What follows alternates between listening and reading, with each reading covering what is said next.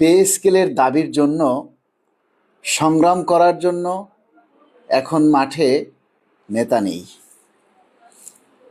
কারো বলিষ্ঠ কণ্ঠস্বরও নেই। কিন্তু যখন স্টেজ প্রোগ্রাম হয় তখন স্টেজে বসার জন্য মাতলামি করে অনেকেই। ডায়েসে বক্তৃতা দেওয়ার জন্য লোকের অভাব হয় না।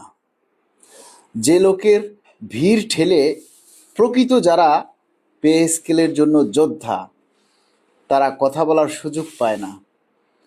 কিন্তু আজকে পে স্কেল বাস্তবায়নের জন্য এক কঠিন সময়, যে সময় সকলের আওয়াজ তোলা উচিত, কথা বলা উচিত, সোশ্যাল মিডিয়ায় বিভিন্ন জায়গায় দাবির পক্ষে কথা বলা উচিত, সেই সময় কারো চেহারা দেখা যায় না।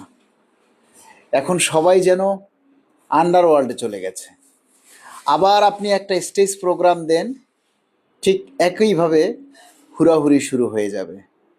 নেতা, এরা হচ্ছে চেয়ার দখলকারী নেতা, ক্রেডিট বাস। আজকে পে স্কেল বাস্তবায়ন হোক, দেখবেন ক্রেডিট তারাই সবচেয়ে বেশি নেবে। কিন্তু যারা পে স্কেলের দাবির জন্য সারা বছর কথা বলে, বিভিন্নভাবে অপদস্থ হয়, বিনা অপরাধে শাস্তিও পায়, তাদেরই ক্রেডিট দেখবেন যে আপনারা দিতে ভুলে যাবেন। বাট ক্রেডিট চাই না, পে স্কেল চাই। কারণ আমার সংসার চলে না।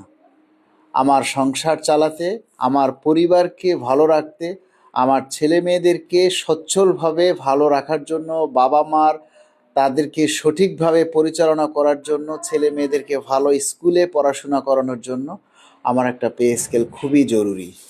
তাই কথা বলি, কারো জন্য না। আমি আমার নিজের জন্য কথা বলি, নিজের জন্য একটা পে স্কেল চাই।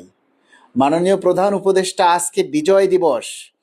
এই বিজয় দিবসে আমাদের বিজয়ের আনন্দ করা উচিত ছিল, কিন্তু আমরা বিজয় দিবস পালন করছি ভারাক্রান্ত হৃদয়ে, কিন্তু মন থেকে বিজয় দিবসের আনন্দ উপভোগ করতে পারছি না। কেননা কর্মচারীদের বিজয় 10 বছর থেকে আসেনি। আমরা ভেবেছিলাম আজকের মাননীয় প্রধান উপদেষ্টা মনে হয় সরকারি কর্মচারীদের দুঃখ কষ্টের কথা বুঝবেন। আপনিও বুঝলেন না। আমরা কার কাছে যাব? এক আল্লাহ উপরে যিনি আছেন, তিনিই আমাদের সহায় হোক। আল্লাহ, তুমি কর্মচারীদেরকে দেখো, কর্মচারীদের ভাগ্য উন্নয়নের পরিবর্তনে তোমার রহমত ঢেলে দাও, আর এই সরকারকে কর্মচারীদের প্রতি সদয় করে দাও।